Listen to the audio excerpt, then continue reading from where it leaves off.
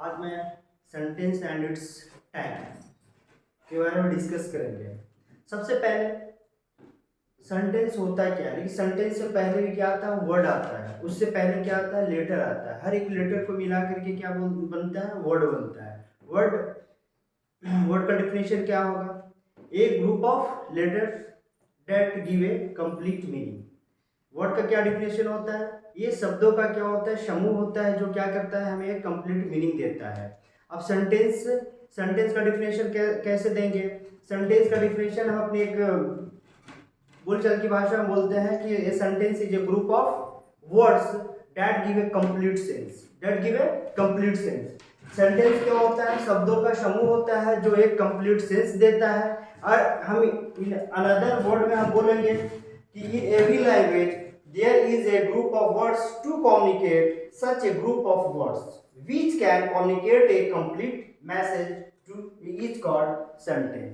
कहने का मतलब है कि किसी भी भाषा में किसी भी लैंग्वेज में अपनी बातों को एक्सप्रेस करने के लिए, अपने शब्दों को एक्सप्रेस करने के लिए मैं कम्युनिकेट के माध्यम से क्या करता हूँ, उसे एक्सप्रेस करता हूं, जो क्या करता है, ये कंप्लीट एक लोग से दूसरे लोग के पास में क्या वो मैसेज पहुंचाता है। ठीक है, अब मैं चलता हूं कि how many types of sentence. There are 5 types of sentence. First assertive sentence और declarative sentence, and second interrogative sentence, third imperative sentence, fourth optative sentence and 5 exclamatory sentence. सबसे पहले first of all we talk about assertive sentence. Assertive sentence क्या होता है, इसे स्वीकारात्मक शब्द कहते हैं या फिर कथात्मक वाक्य कहते हैं। तो इसका डिफिनेशन क्या होगा, इसके बारे में पहले हम समझेंगे। क्या होता है, सच sentence state a fact, opinion और आइडिया। वैसा सेंटेंस जो कि जिसका क्या होता है, ओपिनियन होता है, आइडिया होता है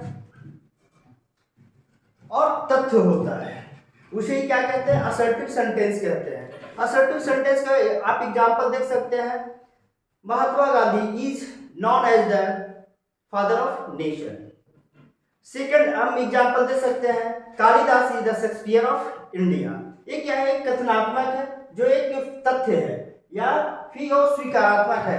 हम दूसरे शब्दों में भी बोल सकते हैं, एग्जांपल दे सकते हैं कि Ram is a good boy. तो Ram is a good boy कहने का मतलब कि ये मेरा ओपिनियन है, हो सके मेरे लिए वो अच्छा होगा लेकिन आपके लिए गंदा हो सकता है, लेकिन वो मेरा क्या है, एक पर्सनल ओपिनियन है, इसलिए वो भी क्या है, सेंटेंस कहलाएगा। एंड इंट्रोगेटिव सेंटेंस में हम क्या करते हैं, क्वेश्चन आस्क करते हैं, व्हाट से, व्हेन से, वो क्या कहलाता है, आपका इंट्रोगेटिव सेंटेंस कहलाता है। एंड नेक्स्ट में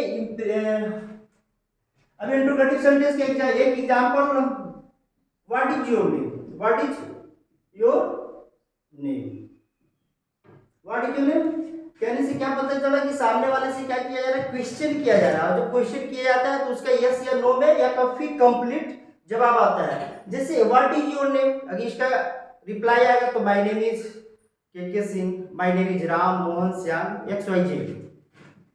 अब इंपरेटिव सेंटेंस क्या होता है, आज्ञा सूचक होता है। सेंटेंस क्या होता है, आज्ञा सूचक वाक्य होता है। आज्ञा सूचक वाक्य क्या किससे कहेंगे, such sentences are used to permit, command and request.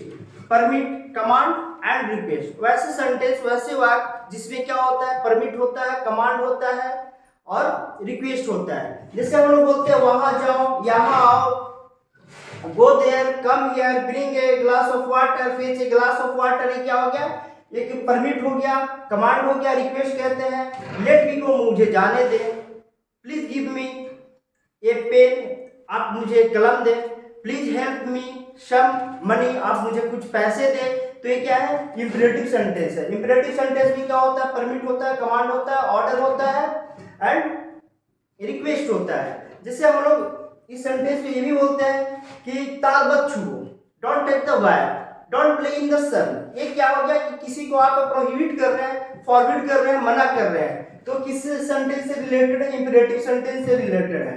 And optative sentence, such sentences are used to curse and bless।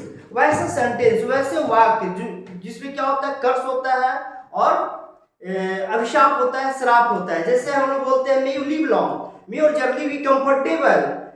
जब कभी ऐसा भी होता है कि जब बॉयफ्रेंड एंड गर्लफ्रेंड में जब झगड़ा होता है तो बोलते हैं यार मर जाता, नरक में चल जाता है, यानी कि गो इन हेल। ये क्या है कि वो श्राप दे रहा है। तो ऑब्जेक्टिव सेंटेंस में क्या हो गया कि ब्लेस होता है और कर्स होता है, जिसमें श्राप भी होता है और ब्लेस भी होता है।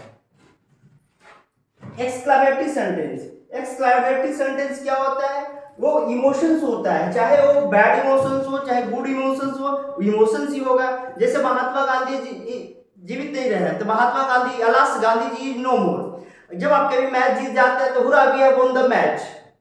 तो ये क्या है, ये भी इमोशन है, किसी के न रहना भी और आपकी खुशी का भी इमोशन को एक्सप्रेस करता है एंड सौरव को भी एक्सप्रेस करता है। Thank you. उम्मीद करते हैं कि आपको सेंटेंस अच्छी ढंग से समझा दिया गया है। आप इसे बाय हार्टली रिमेम्बर कर लेंगे, लर्न कर लेंगे।